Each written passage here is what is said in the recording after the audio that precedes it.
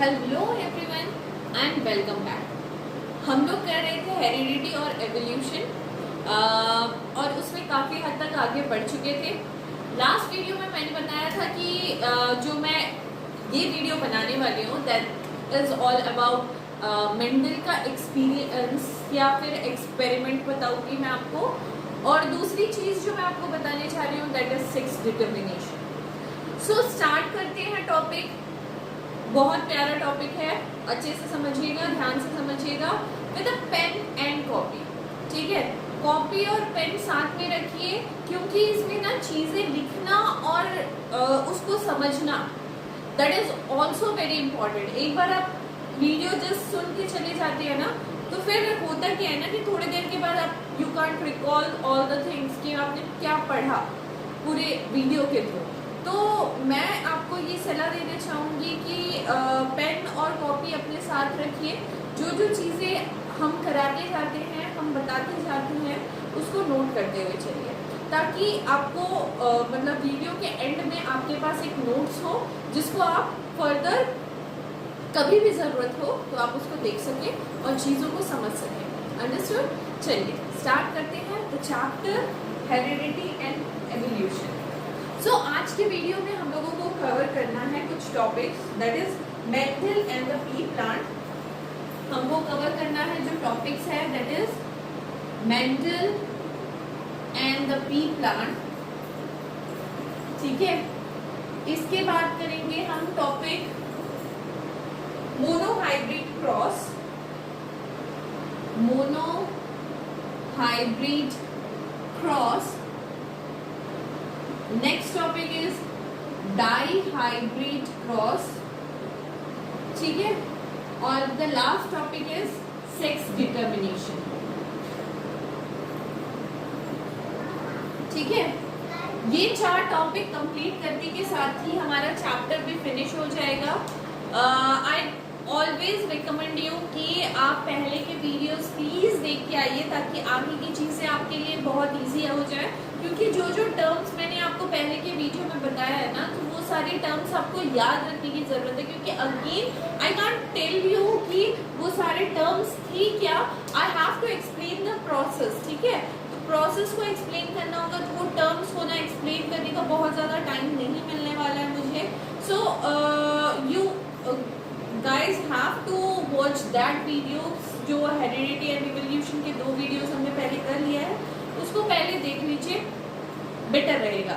चलिए स्टार्ट करते हैं the topic Mendel and the pea plant और ये 4 टॉपिक कवर करके हमारा चैप्टर कंप्लीट हो जाएगा। Start with the topic Mendel and the pea plant. ठीक है, ओके चलिए। सो जॉर्ज जोहान मेंडल, इनका नाम क्या था? George Johann Mendel. ठीक है, सो इनका पूरा नाम जी मेंडल था, George Johann Mendel, and he is the father of genetics. इनको नाम से जाना जाता था father as a father of genetics. ठीक है, इन्होंने बहुत प्यारा काम किया था। Actually he was a great gardener, great mathematician and he is also a father of genetics. तो उन्होंने क्या किया था ना, गार्डनिंग का काफी शौक था उनको, तो उन्होंने ना गार्डनिंग में ना अपने पी प्लांट को बनाया, मतलब उगाया था। सो पी प्लांट ना बहुत लार्ज क्वांटिटी में उगाई थी। फिर उनने ना कुछ वेरिएशंस उनको दिखा जिसके ऊपर उन्होंने एक्सपेरिमेंट करना शुरू किया अपना। ठीक है, तो एक सेकेंड दीजिएगा।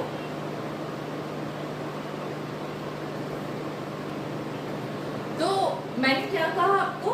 मैंने कहा कि he did the experiment on P plant. ठीक है, पी प्लांट पे एक्सपेरिमेंट किया था एंड पी प्लांट का जो साइंटिफिक नेम है that is Pisum sativum.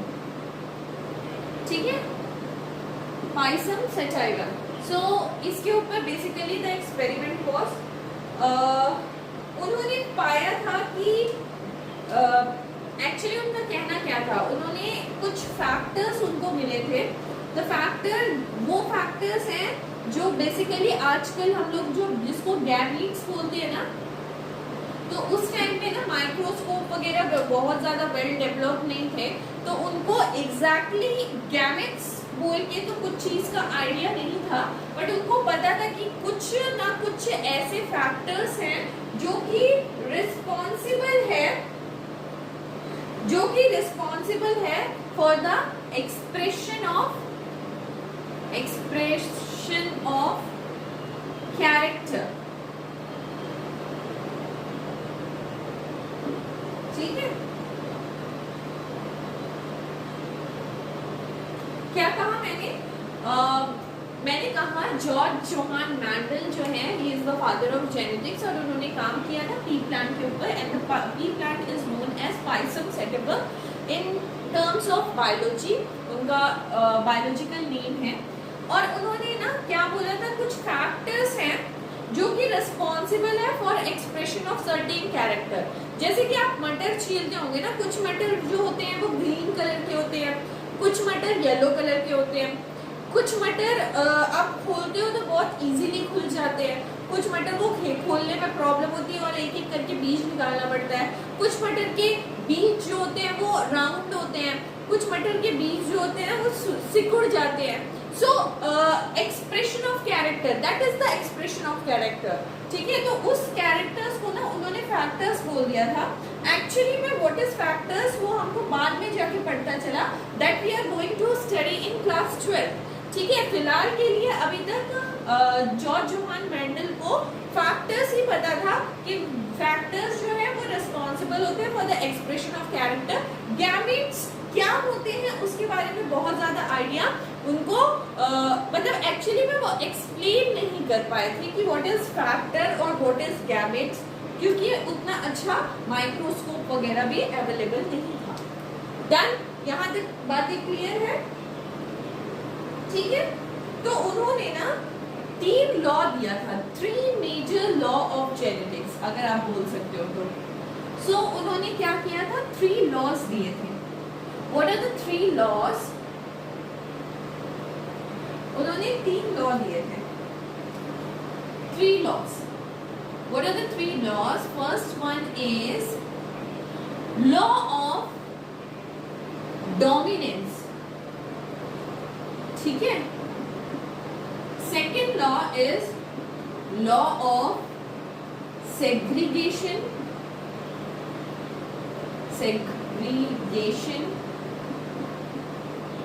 and the third law is law of independent assortment। ठीक है, ये 3 तरह के लॉ थे जो उनके द्वारा दिए गए थे। तो इस 3 लॉज को भी ना समझना और जानना इज वेरी इंपॉर्टेंट। ठीक है, उससे पहले हम ये बात बहुत बच्चों के दिमाग में आ चुकी होगी कि why he used pea plant only, उन्होंने pea plant को ही क्यों लिया अपने एक्सपेरिमेंट के लिए। And the experiment, I want to tell you, the experiment goes on for 7 years। ठीक है, 7 साल लंबा एक्सपेरिमेंट था। सो कुछ बच्चे बहुत क्यूरियस होंगे जानने के लिए कि उन्होंने पी प्लांट ही क्यों लिया। सो बेसिकली ना साइंटिस्ट जब भी कुछ करते हैं ना वो बिकॉज ऑफ सम रीजन ही होता है। सो द रीजंस आर, पहला रीजन है कि पी प्लांट जो होता है ना वो बाइसेक्सुअल होता है। P plant is bisexual and usually ये लोग क्या करते हैं, ये लोग यूजुअली सेल्फ पॉलिनेशन करते हैं। एक्चुअली ये लोग self pollination, I told you कि सेल्फ पॉलिनेशन जो होते हैं वो नॉर्मल फिनोमिनन है इनका। ठीक है, बट ये क्रॉस पॉलिनेशन में भी जा सकते हैं इफ यू वांट। ठीक है, अगर आपको जरूरत है तो you can make cross pollination too. ठीक है, you can make cross pollination too. तो cross pollination is important for variations. तो वेरिएशन को देखने के लिए क्रॉस पॉलिनेशन की इतनी ज्यादा इंपॉर्टेंस है कि पी प्लांट को ना क्रॉस पॉलिनेशन में भी जाना पड़ा था। So the normal phenomenon is तुम्हारा self pollination and the plant is bisexual, that is the important first feature of pea plant. Second important feature is many varieties which can be true breed, ठीक है। there are many varieties which can be true breed। बहुत सारे ऐसे variety होंगे जो कि true breed होते हैं इसके, ठीक है, ठीक है। And the third and the most important point, पहला important point is bisexual flower and the third most important point क्या है पता है? एनुअल प्लांट जो होते हैं ना वो लार्ज नंबर ऑफ स्प्रिंग देते हैं। इसके जो एनुअल प्लांट्स हैं produce large number of spring. अच्छा, लार्ज नंबर ऑफ ऑफस्प्रिंग देने से फायदा क्या है हमको? लार्ज नंबर ऑफ ऑफस्प्रिंग का ये फायदा है कि हमारे पास ना बहुत सारे ऑप्शंस रहेंगे फॉर टेस्टिंग, है ना। तो जितने ज्यादा आप ऑप्शंस रखोगे फॉर टेस्टिंग उतना ज्यादा आपका आंसर करेक्ट आने वाला है। So large number of population is required, ठीक है, okay. And the fourth point easily available होता है, इजीली अवेलेबल भी होता है एंड इजी टू हैंडल भी है, इजी टू हैंडल, ठीक है। एंड द फिफ्थ पॉइंट, इनका लाइफ स्पैन जो होता है ना वो बहुत शॉर्ट होता है। Life span is short. क्या कहा मैंने? एक बार फिर से रिपीट कीजिए अपने दिमाग में। मैंने पहला पॉइंट कहा कि पी प्लांट को लेने का फर्स्ट मेजर रीजन है कि पी प्लांट जो होता है वो बाइसेक्सुअल फ्लावर होता है and if we want variations तो हमको बाइसेक्सुअल फ्लावर की सख्त जरूरत है। वी वांट वेरिएशंस तो हमको बाइसेक्सुअल फ्लावर की सख्त जरूरत है। सो बाइसेक्सुअल फ्लावर बेसिकली प्लांट है ना तो सेल्फ पॉलिनेशन में जाता है। सो self pollination it's okay but we need the cross pollination for variations, ठीक है। तो हम पी प्लांट में क्रॉस पॉलिनेशन करके भी ऑफस्प्रिंग पैदा कर सकते हैं। So that is the main important point. Second is many varieties which can be true breed and the third point is annual plant जो होते हैं वो बहुत ज्यादा ऑफस्प्रिंग देते हैं। अगर ऑफस्प्रिंग हमको ज्यादा मिलेगा तो we get large number of population for sampling, ठीक है। इजीली अवेलेबल होता है और इजी टू हैंडल है। लाइफ स्पैन जो होता है वो बहुत शॉर्ट है। अच्छा, लाइफ स्पैन बहुत लंबा हो, व्हाट डू यू थिंक? तुमको ना ऑब्जर्व करने के लिए मतलब रिजल्ट के लिए you have to wait for a year. अगर तुमको 1 साल 2 साल वेट करना पड़ा फॉर रिजल्ट के लिए, सो एक्सपेरिमेंट लंबा खिंच जाएगा ना। तो इनका जो लाइफ स्पैन है वो बहुत छोटा सा है। सो ऑफस्प्रिंग भी बहुत जल्दी आते हैं and experiment goes on very easily. Done, ठीक है, ओके। चलिए अब आते हैं ये 3 लॉ को समझाने से पहले ना मैं कुछ चीजें आपको बताना चाहूंगी। Then we go for 3 laws, ठीक है। ये लिख लिया होगा शायद आपने, लिख लिया? चलिए मिटा लेते हैं। So before going to 3 laws हम एक चार्ट आपको बनवाना चाहेंगे and the chart is like यहाँ पे आप एक कैरेक्टर लिख सकते हो एंड यहाँ पे डोमिनेंट एंड यहाँ पे रेसेसिव, ठीक है। डोमिनेंट और रेसेसिव का मतलब मैंने लास्ट वीडियो में बता दिया है। जिन्होंने नहीं देखा है प्लीज फिर से जाइए उस वीडियो पे और डोमिनेंट और रेसेसिव का मतलब समझ लीजिए ताकि आगे बढ़ने में इजी हो, ठीक है। सो फर्स्ट कैरेक्टर इज, मेरे को क्या है कि अगर वेरिएशंस चाहिए, अगर if I want to do crossing, अगर मैं क्रॉस करके एक नया वैरायटी पैदा करना चाहती हूँ तो आई नीड वेरिएशंस ना। तो वेरिएशंस चाहिए, मतलब एक बंदा टॉल है तो दूसरा बंदा भी टॉल होगा, तो उसका ऑफस्प्रिंग भी तो ऑफ कोर्स टॉल होगा यार, उसमें क्या वेरिएशन ले आए हम लोग। तो एक बंदा टॉल होगा, अगर एक बंदा छोटा है, ठीक है, अगर उन दोनों की पार्टनर बनते हैं, सो उनका बच्चा टॉल होगा एंड या फिर शॉर्ट होगा, दैट इज द क्वेश्चन ना।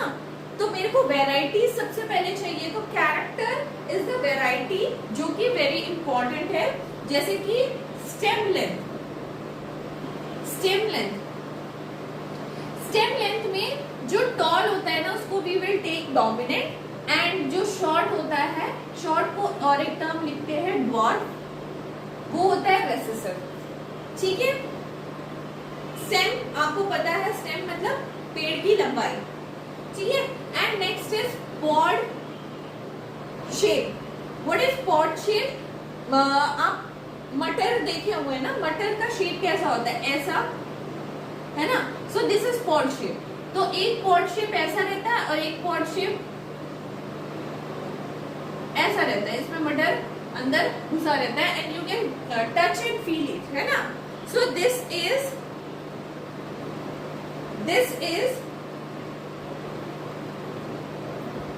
inflated,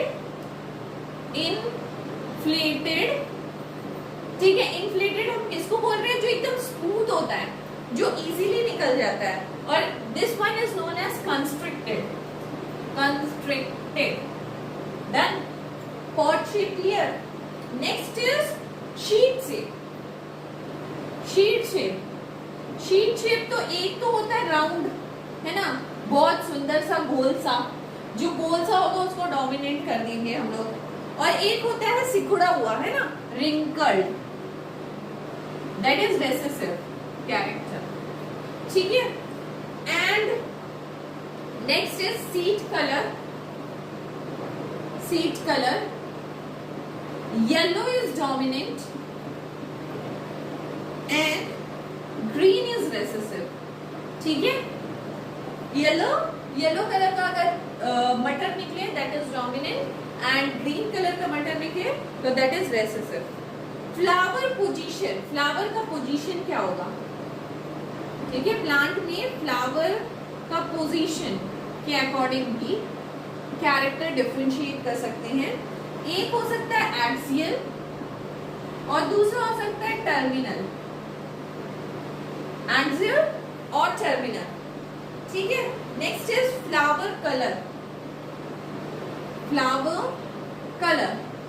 अगर फ्लावर कलर वॉयलेट हुआ that is dominant, sorry violet नहीं, पर्पल हुआ तो दैट इज डोमिनेंट, और व्हाइट हुआ तो दैट इज रेसेसिव, ठीक है। And the last is pod colour. Pod means this, ये जो मटर होगा उसका कलर क्या होगा, कलर में पॉड ग्रीन जो होता है that is dominant. Seed colour और पॉड कलर में थोड़ा सा डिफरेंशिएट है, देख लो, ठीक है। एंड येलो होगा तो रेसेसिव, ठीक है। यहां तक बातें क्लियर है। इसको, इस चार्ट को नोट कर लीजिए, क्योंकि आगे की प्रोसेस जो है वो सारी की सारी ना इस चार्ट पे ही बेस्ड है। हो गया, नोट हो गया आपसे? आगे बढ़ सकते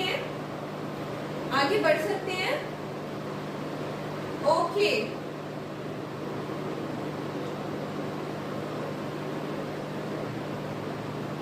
हो गया, ठीक है। So now I am taking one character, और एक कैरेक्टर के ऊपर की ना मेंडल का एक्सपेरिमेंट मैं आपको समझाने वाली हूँ, ठीक है। Okay, so the character is tall और ऑपोजिट कैरेक्टर इज ड्वार्फ, ठीक है। मिटा लो, ओके। सो मेंडल ने क्या कहा कि हम एक प्लांट लेते हैं जो कि होगा टॉल, ठीक है, जो कि होगा टॉल, ठीक है। एंड एक प्लांट लेंगे जो कि होगा शॉर्ट। आप बोलोगे ये टी और स्मॉल टी क्या है, capital T and small T, what do you mean by this? This is nothing but gametes. ठीक है, तो उस समय ना मेंडल के हाइपोथेसिस के हिसाब से, ध्यान से सुनना जो बात मैं कहने जा रही हूँ, मेंडल की हाइपोथेसिस के हिसाब से गैमेट्स बोल की चीजें उनको पता नहीं थी। ही ओनली टोल्ड कि some factors are there which is responsible for their appearance, है ना। अपीयरेंस के लिए जो भी हम पॉड कलर देख रहे हैं या फ्लावर का कलर देख रहे हैं या फ्लावर की पोजीशन देख रहे हैं, जो भी फिजिकल अपीयरेंस देख रहे हैं ना, उसके लिए कुछ ना कुछ फैक्टर्स इन्वॉल्व है।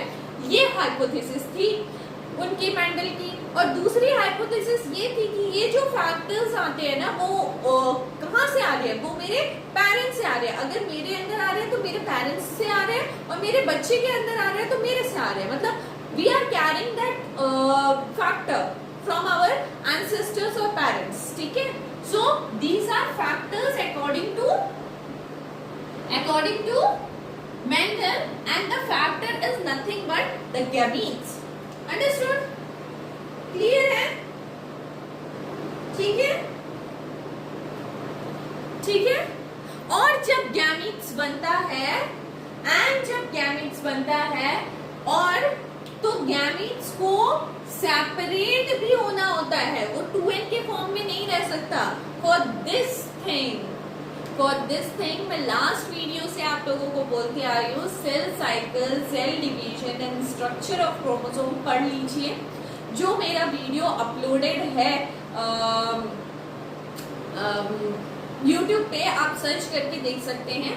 आप वहां पे जाइए और माइटोसिस और मियोसिस प्रोसेस को अच्छे से पढ़ लीजिए, क्योंकि this is only mitosis and meiosis. अगर वो चैप्टर कंप्लीट करके इस चैप्टर में आएंगे तो मैंने बार बार कहा है आपको कोई दिक्कत नहीं होगी। Otherwise this process is meiosis, nothing but meiosis. ठीक है, ओके।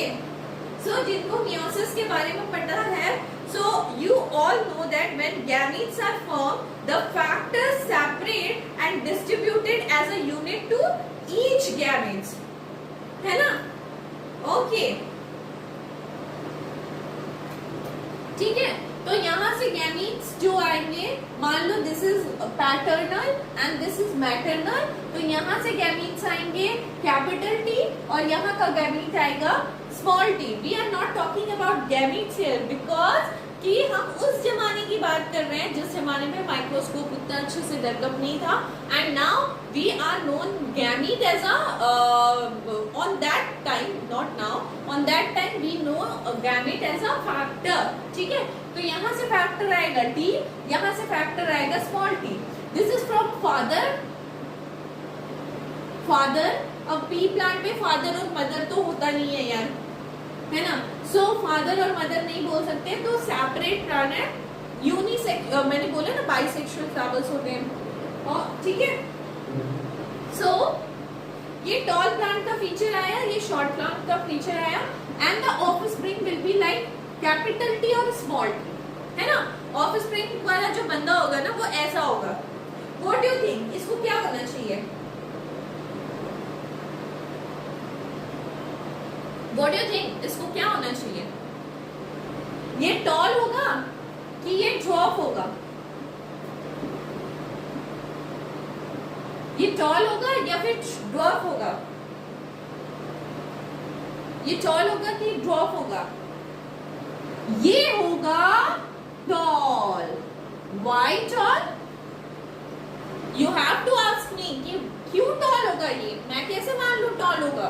Because यहाँ से तो कैपिटल टी आया है, यहाँ से स्मॉल टी आया है, दोनों का क्वांटिटी 1:1 है। So why it become toll?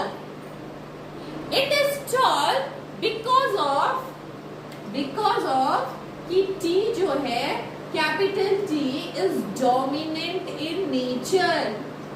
So dominant का मतलब क्या है? वो डोमिनेट करेगा ऑन द नेक्स्ट एलील। अच्छा, ये भी बताना था, दिस इज एलील्स। ठीक है, एक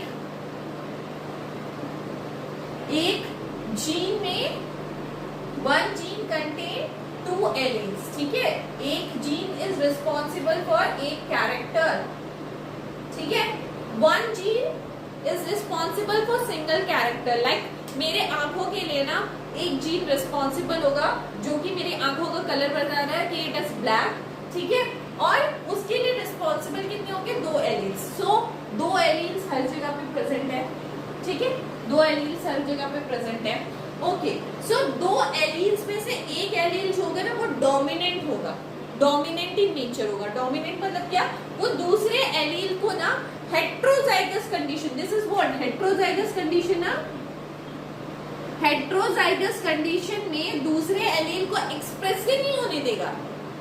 अंडरस्टूड, दूसरे एलील को एक्सप्रेस ही नहीं होने दिया। And this is F1 generation. F1 generation का मतलब इस पेरेंट से जो जनरेशन नेक्स्ट आएगा, this is F1 generation and this is always tall, ठीक है, this is always tall. Done. अब इस टॉल का अगर सेल्फिंग किया जाए, मतलब टॉल ये जो कैरेक्टर है, ठीक है, हेट्रोजाइगस कंडीशन का अगेन क्रॉसिंग किया जाए हेट्रोजाइगस कंडीशन से, see what do you think, कितने मतलब क्या रिजल्ट आना चाहिए, ऑफस्प्रिंग कैसा होना चाहिए। सो ऑफस्प्रिंग निकालने के लिए ना जो मेंडल थे ना वो एक पनेट स्क्वायर बनाया करते थे। So I am going to draw the same Punnett square, ठीक है। वो ऐसे एक पनेट स्क्वायर बनाया करते थे जिसमें सपोज इसका गैमीट्स मैंने यहाँ पे लिख दिया, ठीक है। इसमें से क्या क्या गैमीट्स निकल सकता है, या फिर कैपिटल टी या फिर स्मॉल टी, यही दो गैमीट्स के रूप में निकल सकता है ना। और इसमें से क्या निकल सकता है, या फिर कैपिटल टी या फिर स्मॉल टी, ठीक है। तो दोनों ही मैंने रिप्रेजेंट कर दिया and this is represented as female और मेल, ठीक है, दोनों कैरेक्टर मैंने लिख दिया। अब बताओ, अगर कैपिटल टी से कैपिटल टी क्रॉस करेगा the result will be capital T capital T. अगर कैपिटल टी से स्मॉल टी क्रॉसिंग करेगा the result will be capital T and small T. अगर स्मॉल टी से कैपिटल टी क्रॉसिंग करेगा तो answer is capital T और small T. अगर small T से स्मॉल टी क्रॉसिंग करेगा the result will be small T and small T. मतलब क्या, तुम्हारे पास ये रिजल्ट आ रहा है, या फिर कैपिटल टी वाला ऑफस्प्रिंग बन रहा है, या फिर कैपिटल टी और स्मॉल टी वाला ऑफस्प्रिंग बन रहा है, या फिर स्मॉल टी और स्मॉल टी वाला ऑफस्प्रिंग बन रहा है। ये 3 ही तरह का अपीयरेंस आ सकता है ना, है ना, इसके अलावा तो कोई और अपीयरेंस और है नहीं, तो ये 3 ही तरह का अपीयरेंस आ सकता है। So this is the phenotypic appearance, phenotypic appearance, अच्छा सॉरी phenotypic appearance यहाँ पर लिखो, and the phenotypic appearance will be 3:1. Why 3:1? मैंने तो ये 3 रेशियो में लिखा है, why it become 3:1? See, ये बंदा भी टॉल होगा बिकॉज यहाँ पे डोमिनेंट कैरेक्टर है, ये बंदा भी टॉल होगा because it is also dominant character, but ये जो पाइसम सेटिवर्म होगा ना ये शॉर्ट होगा। सो 3, देखो this one is tall toll toll, तो 3:1। फिनोटाइपिक अपीयरेंस मींस फिजिकली कैसे दिखेगा वो, राइट, फिजिकली वो कैसे अपीयर कर रहा है। And if we talk about genotype, genotype मतलब उसके अंदर क्या क्या जीन्स अवेलेबल है। So this is one type of gene, this is another type of gene and this is another type of gene. So the genotypic ratio is 1:2:1. So the genotypic appearance is 1:2:1. Understood? So you have to find out the resultant of genotype or phenotype. ये बहुत पूछता है exam में। So इसको ना एक बार मतलब एकदम star, this is very very important for in point of view of your exam, ये चीज पूछा जाता है genotypic ratio and phenotypic ratio, इसको अच्छे से कर लीजिए, ठीक है, नोट हो गया, नोट हो गया, ठीक है। So this is known as monohybrid cross, This is known as monohybrid cross. ठीक है, मोनोहाइब्रिड क्रॉस मैंने बताया मेंडल एक्सपेरिमेंट पी प्लांट, वो बताऊंगी नेक्स्ट। मोनोहाइब्रिड क्रॉस बताऊंगी जो कि मोनोहाइब्रिड क्रॉस यही है। Then we can move for dihybrid cross. Dihybrid cross क्या होता है? अच्छा, इसी में ना we can complete the law of dominance. Okay, so law of dominance को भी यहां से हम कर सकते हैं। सो तो मैं अच्छा पहले समझा लेती हूँ फिर आपको लिखा देती हूँ। लॉ ऑफ डोमिनेंस यही कहता है कि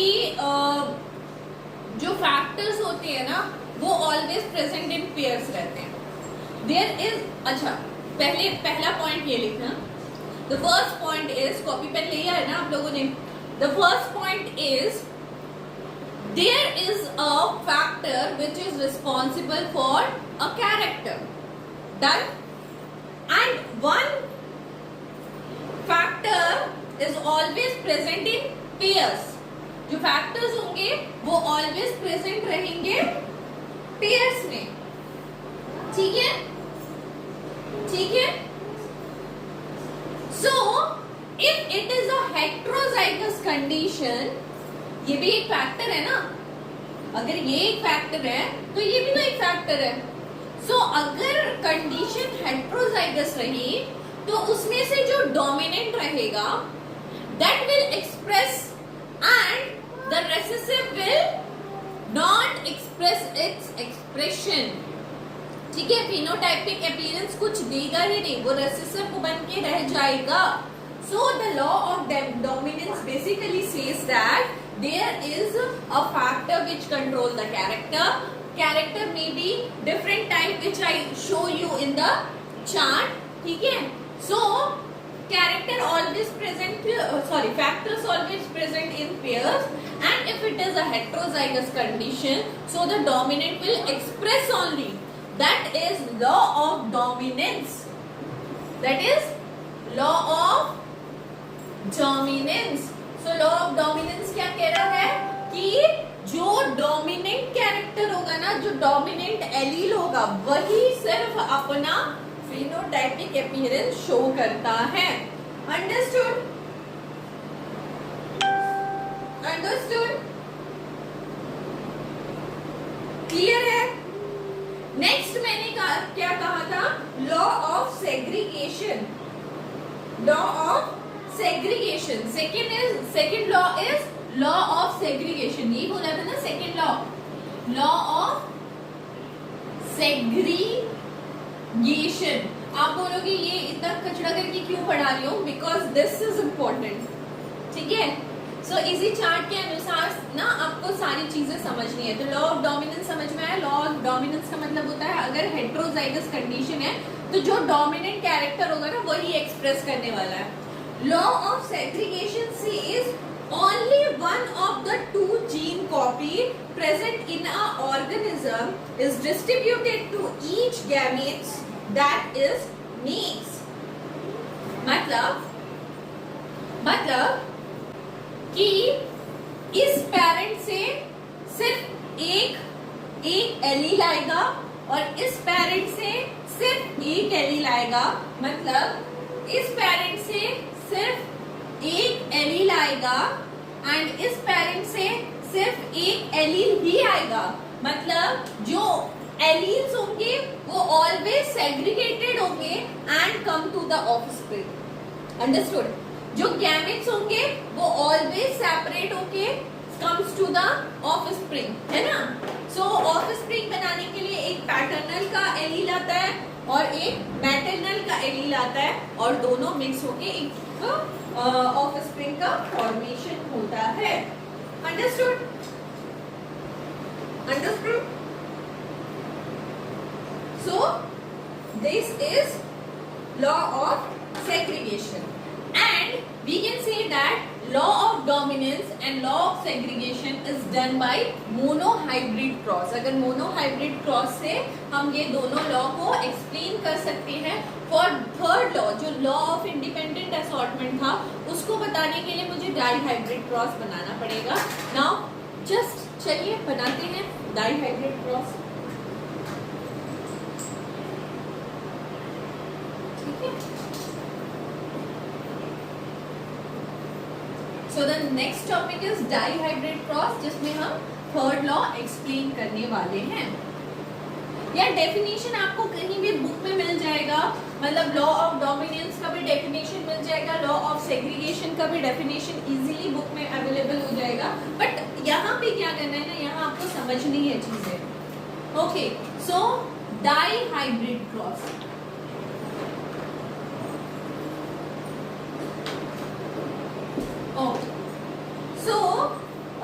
what is dihybrid cross? Breeding between two plants differing in two pairs of contrasting character.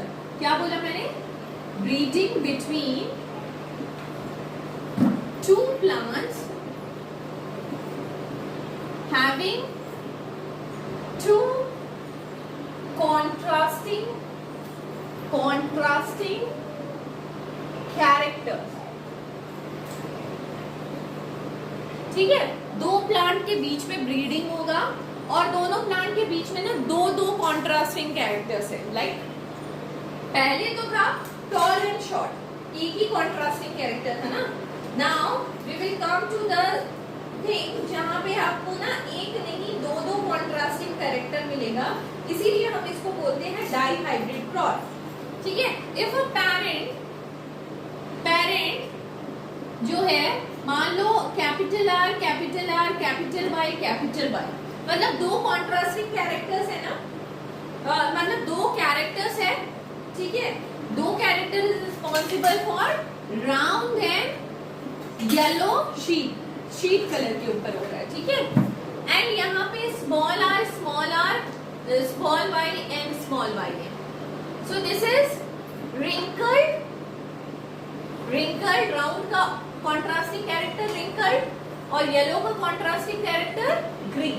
So wrinkled green वाला फीचर है। So breeding between two plants having two contrasting character, round, wrinkle, yellow to green. ठीक है, so this is known as dihybrid cross. So यहाँ से crossing अगर होगा, what do you think कि F1 generation क्या आना चाहिए? मैं इसको ना थोड़ा सा छोटा बनाती हूँ क्योंकि आगे ना प्रोसेस बहुत लंबा है। Okay, if we talk about F1 generation, so we can say that यहाँ से कैपिटल आर एक और कैपिटल वाई आएगा और यहाँ से स्मॉल आर और स्मॉल वाई, है ना। तो the progeny will be like capital R capital Y small Y. And now we can feel that round and yellow is a dominant character. So round और yellow जो होगा F1 generation में आएगा, है ना। Round and yellow I show you in the chart is a dominant character, so the answer will be round and yellow. जब progeny will be round and yellow. अब round और yellow का अगर खुद के साथ सेल्फिंग किया जाए तो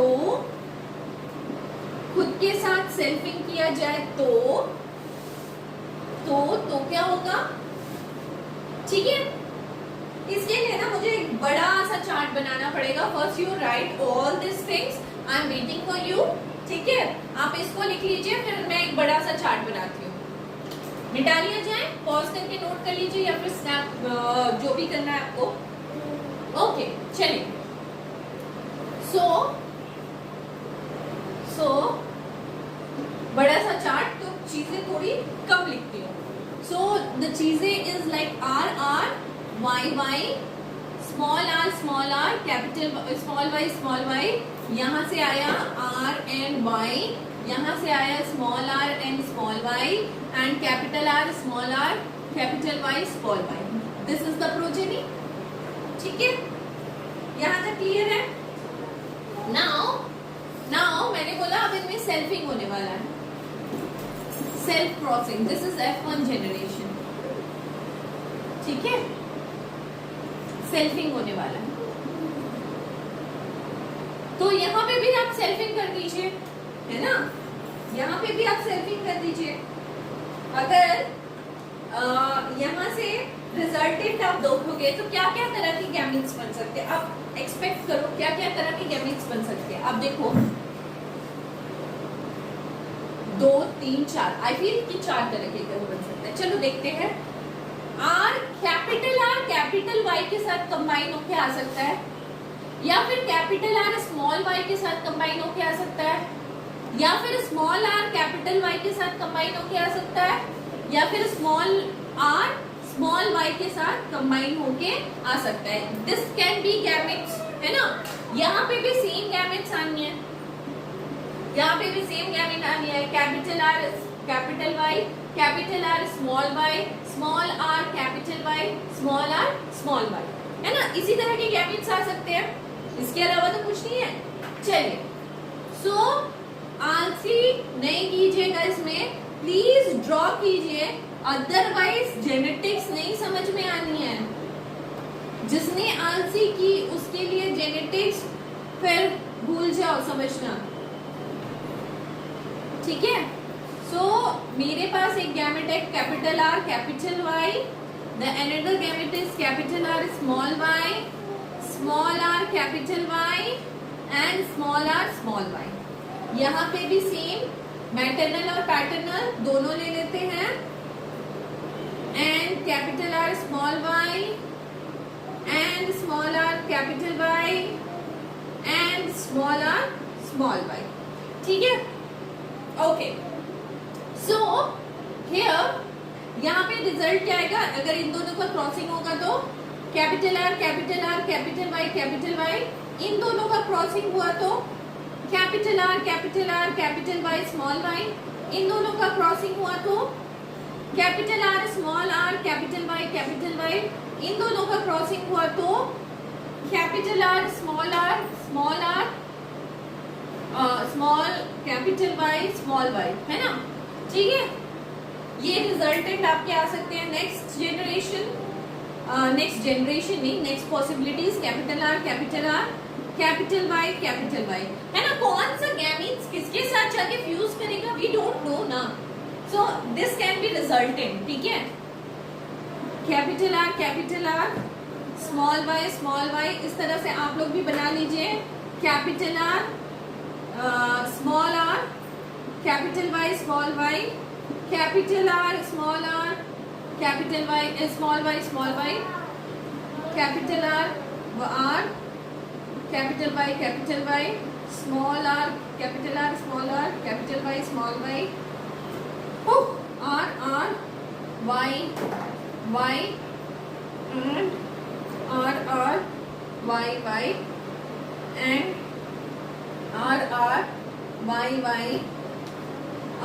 are Y and R Y and R, ठीक है। कितने तरीके का है, ठीक है। Now the question is again कि F2 जनरेशन में फिनोटाइपिक रेशियो क्या होगा, है ना। जैसे मैंने उसमें निकाला था तो फिनोटाइपिक रेशियो क्या क्या होगा, व्हाट यू से। F2 जनरेशन में फिनोटाइपिक रेशियो क्या क्या होगा, मतलब कौन से राउंड दिखेंगे, कौन से रिंकल दिखेंगे, कौन से येलो दिखेंगे, कौन से ग्रीन दिखेंगे। चलो मार्क कर लेते हैं। This is round and yellow, this is again round and yellow, capital R capital Y जिसमें हुआ वो राउंड एंड येलो, क्योंकि it is a dominant feature. Round and yellow, round and green, चलो हटा दो उसको। राउंड एंड येलो,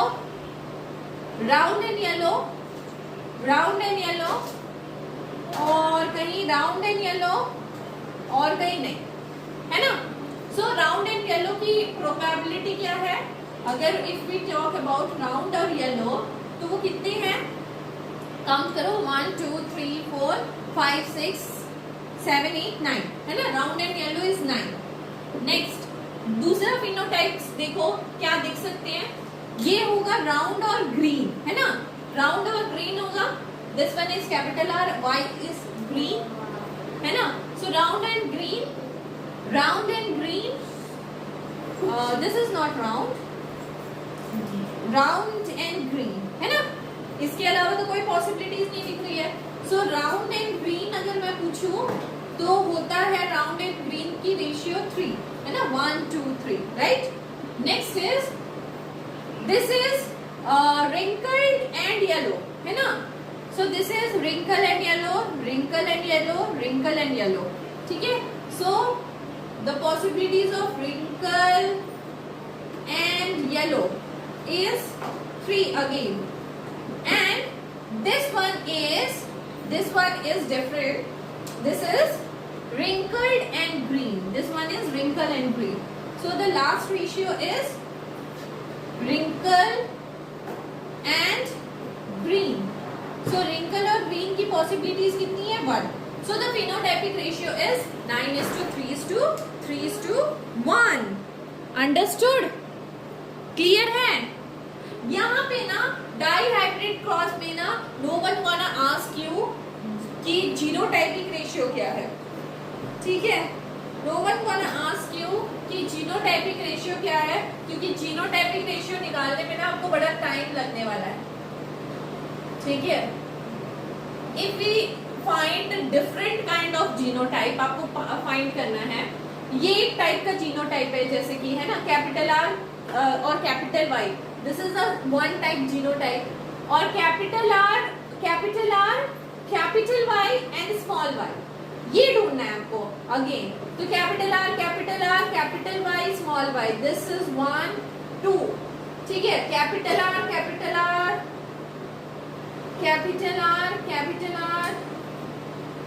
नो 1 है ना. सो 1:2. अगेन दूसरा टाइप ढूंढना है. फिर capital R, small r, capital Y, capital Y. तो capital R, small r,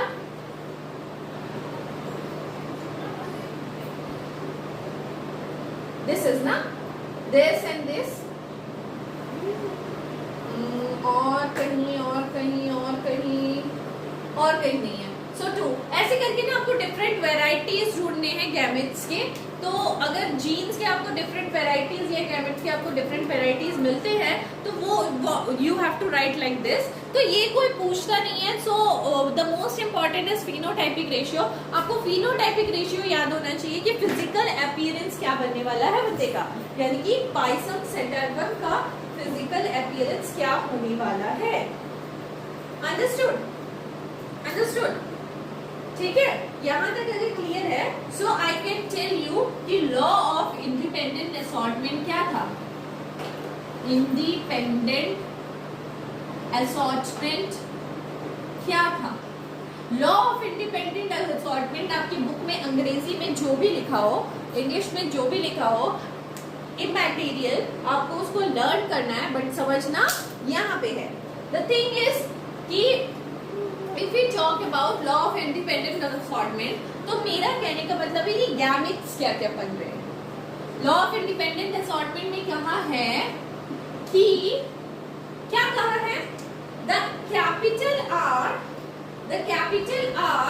can be paired with capital Y. The capital R can be paired with small y. The capital small r can be paired with capital Y and the small r can be paired with small y. इसकी अपनी इच्छा है. ठीक है? जिसके साथ भी ये पेयर कर सकता है. तो the answer is for law of independent assortment. The allele of two different genes can be sorted into gametes independently to one another. ठीक है? किसी के साथ भी पेयर कर सकता है, कोई दिक्कत नहीं है. किसी के साथ भी पेयर कर सकता है, तभी तो हमारी इतनी सारी पॉसिबिलिटीज आ सकती हैं. Understood? That is law of independent assortment. So अगर मैं चीजों को रैप अप करूं तो रैप अप करके मैं बता सकती हूँ कि लॉ ऑफ मतलब मेंडल की 3 लॉ क्या थे. Law of dominance. Law of dominance क्या कहता था कि जो डोमिनेंट होगा ना वही अपना हक जमाएगा, है ना? यही था. Law of segregation, law of segregation क्या कहता था, एलील्स जो होंगे उसको सेपरेट होना है। और लॉ ऑफ इंडिपेंडेंट असॉर्टमेंट क्या कहता है कि कोई भी एलील्स जो होते हैं, कोई भी गैमेट्स किसी के साथ भी पेयर कर सकता है। We this is the possibilities ना, किसी कोई भी किसी के साथ भी पेयर कर सकता है ना। You go for your text book, जो उसमें इंग्लिश में डेफिनेशन लिखी हुई है ना, यू लर्न इट, समझ लो यहाँ पे कि मैं चीजें है क्या। Understood? Okay okay, now go for sex determination. आगे बढ़े, यहां तक बातें क्लियर हैं? यहां तक बातें क्लियर है? Okay, now go for sex determination. मिटा ले? Very nice. Our next topic is sex determination. जिन भी बच्चों को ना थोड़ा सा भी दिक्कत लग रहा है, सो प्लीज कमेंट पे लिखिए ताकि मैं आपकी दिक्कतों को दूर से कर सकूं, ठीक है? Okay, so the topic is sex determination.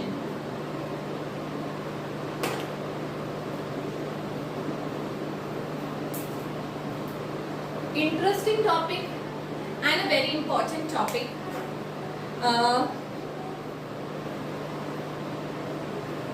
Sex determination जो होते हैं वो दो तरीके के होते हैं। जो factors which determine the sex of the progeny, I can say, so factor which determine the sex of progeny, मतलब मेरे बच्चे कैसे होंगे, उनका सेक्स मेल होगा या फीमेल होगा, this can be determined by two factors. पता है, this can be determined by two factor, one is genetic and one is environmental. Environmental में मतलब टेम्परेचर वगैरह, ठीक है? टेम्परेचर पे भी डिपेंड करता है कि इन्वायरमेंटल, या फिर आप इसको ना नॉन जेनेटिक लिख लो, यहाँ पे लिख लो नॉन जेनेटिक। नॉन जेनेटिक में आप यहाँ पे लिख लो इन्वायरमेंटल, ठीक है? इन्वायरमेंटल में टेम्परेचर, ठीक है? टेम्परेचर भी डिसाइड करता है, पता है, किसी किसी ऑर्गेनिज्म में कि उसका सेक्स क्या होगा, उसके बच्चे का सेक्स क्या होगा। एंड जेनेटिक्स जो है उसमें अगर आप आ जाओ, so we can say gender, मतलब जेनेटिक्स हमारा ह्यूमन बीइंग जो है वो डिसाइड करता है कि सेक्स क्या होगा बच्चे का। कॉम्प्लिकेटेड कर दिया मैंने, चलो फिर से एक बार। सेक्स डिटर्मिनेशन जो है वो कुछ फैक्टर्स पे डिपेंड होती है। The factors is, one is non genetic and genetic. अगर जेनेटिकली फैक्टर हुआ तो वो ह्यूमन बीइंग के मतलब ह्यूमन के लिए होगा, मतलब मेरे प्रोजेनी कैसी आएगी, मेल आएगी, फीमेल आएंगे, मेरे बच्चे क्या होंगे, मेल होंगे, फीमेल होंगे, दैट डिसाइड आवर जीन्स, ठीक है? मेरे और मेरे पार्टनर के जीन्स के ऊपर डिपेंड करेगा। But if I talk about non genetic factor, तो कुछ ऐसे भी ऑर्गेनिज्म है इस दुनिया में जो कि इन्वायरमेंटल कंडीशन के ऊपर डिपेंड करके भी उनके बच्चे के सेक्स डिटरमाइंड होते हैं, ठीक है? So this thing is not in our syllabus. ये चीजें हमारे सिलेबस में नहीं है, हमारे सिलेबस में सिर्फ ह्यूमन का सेक्स डिटरमिनेशन है। So we will go for only that thing, ठीक है? ठीक है, ओके, चलिए आगे बढ़े। Okay, so for sex determination, अगर मैं कैरियोटाइप करूं क्रोमोसोम का, what I told you, karyotype, what do mean by karyotype? Karyotype किसका? क्रोमोसोम का। आई टोल्ड यू अर्लियर कि we have 46 number of chromosome, ठीक है? तो कुछ क्रोमोसोम बड़े होते हैं, कुछ क्रोमोसोम छोटे होते हैं। कुछ क्रोमोसोम बड़े होते हैं साइज में मतलब आई कैन से कुछ क्रोमोसोम ऐसे होते हैं तो कुछ क्रोमोसोम ऐसे होते हैं। तो हमने ना अकॉर्डिंग टू साइज अगर क्रोमोसोम को सजा लिया, अकॉर्डिंग टू साइज, मतलब एक क्रोमोसोम ऐसे, फिर ऐसे, फिर ऐसे, फिर ऐसे, फिर ऐसे, मतलब अकॉर्डिंग टू साइज अगर मैंने क्रोमोसोम को 46 क्रोमोसोम को सजा लिया, so we can see that कि जो 23rd पेयर होता है ना, that is a sex chromosome. ठीक है, जो डिसाइड करता है कि एक बंदे का सेक्स क्या होगा, जो 23rd नंबर ऑफ क्रोमोसोम होता है, 23rd नंबर ऑफ क्रोमोसोम होता है, वो डिसाइड करता है कि एक बंदे का सेक्स क्या होगा। बाकी जो जितने भी क्रोमोसोम होते हैं, मतलब इफ आई से 1 to 22 क्रोमोसोम्स जो होते हैं, 22 number of pairs of chromosome होते हैं ना, वो मेल और फीमेल में सेम होते हैं।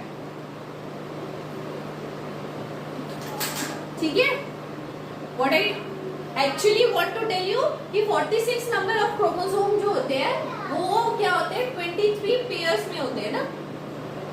आई टोल्ड यू अर्लियर कि 46 नंबर ऑफ क्रोमोसोम होते हैं, 23 पेयर होते हैं, जिसमें से 1 to 22 पेयर्स जो होते हैं वो मेल और फीमेल में ना सेम होते हैं। ओनली द 23rd नंबर जो पेयर होता है ना, that is a sex chromosome, जो कि डिसाइड करता है कि एक बंदे का सेक्स क्या होगा, वो मेल होगा या फीमेल होगा। अंडरस्टूड? ठीक है, तो ये जो सेम टाइप के क्रोमोसोम होते हैं ना, इनको हम बोलते हैं ऑटोसोम। इनको क्या बोला जाता है, autosome. Understood? And karyotype is arranging the chromosome according to their size. अगर मैं अरेंज करूं क्रोमोसोम को अकॉर्डिंग टू देयर साइज, तो 1 to 22 number of pairs of chromosome जो होते हैं वो मेल और फीमेल में सेम होते हैं, and the 23rd number of pair is decide the sex of the person. So it is known as sex chromosome, and 1 to 22 number of chromosomes are known as autosomes. ठीक है, done. So at the time of I can say at the time of fertilization, इसको मिटा लिया जाए। Okay. So at the time of fertilization क्या होता है कि the queen egg is sitting like simply, and many of the sperms came and trying to fertilize the egg. There are millions of sperms released at a time, and it is trying to fertilize the egg. The only single sperm can fertilize a egg. अगर fertilization हो जाता है, so we can form zygote, है ना? और zygote से क्या आ जाएगा, ऑफ स्प्रिंग हमारा। ठीक है, तो कोई भी एक स्पर्म क्या करेगा, finally succeed to fertilize the egg. अगर एक बार एग फर्टिलाइज हो गया तो वो किसी और स्पर्म को आने नहीं देगा अपने पास, और then it form zygote, and zygote से फिर ऑफ स्प्रिंग। ठीक है, अंडरस्टूड? एंड हमको यहाँ पे क्या करना है, हमको यहाँ पे सेक्स डिटर्मिनेशन करना है। ठीक है, so for the sex determination हम क्या करते हैं ना, हम एक चार्ट बना के आपको समझाते हैं। If it is a male, मैंने बोला मेल और फीमेल में क्या होते हैं, 21 to 22 नंबर ऑफ क्रोमोसोम जो होते हैं, pair of chromosome that are same, है ना, उसको ऑटोसोम बोलते हैं। And the 23rd pair of chromosome is a sex chromosome, जो कि डिसाइड करता है कि इट द बंदा इज मेल और फीमेल।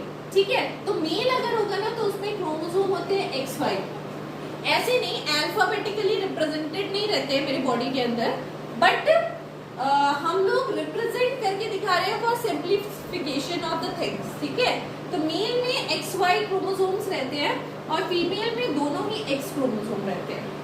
ठीक है, and female release a gamete egg, है ना, और mail can release the gamete X और Y, दोनों में से कुछ भी रिलीज कर सकता है ना, एज अ गैमेट, है ना। सो अगर पॉसिबिलिटीज आर X और X का फर्टिलाइजेशन हुआ, the baby is female, and if X और Y का फर्टिलाइजेशन हुआ, the baby is male. Understood? This is all about sex determination, मतलब फर्टिलाइजेशन एग्जैक्टली किससे हो रहा है। अगर फीमेल जो है वो XX से रिप्रेजेंटेड होती है, मेल जो है वो XY से रिप्रेजेंटेड होता है, तो mail can release 2 kinds of gametes and female can release only 1 type of gametes। अगर X का फ्यूजन X के साथ ही होता है तो the baby is girl, and X का फ्यूजन Y के साथ होता है so the baby is a boy. Understood? ठीक है। So this is the factor which can decide the sex of the baby. So मेरे हिसाब से तो यहाँ तक चैप्टर फिनिश हो गया। If you have any doubts ना, so please comment box में लिखिए ताकि मैं solve कर सकूँ, ठीक है? So that's it for today and our chapter is finished now. Please comment कीजिए, like कीजिए, सब्सक्राइब कीजिए ताकि मैं आपको अपने जो भी एक्सपीरियंस है, जो भी नॉलेज है वो आपको शेयर कर सकूं, ठीक है? Thank you very much.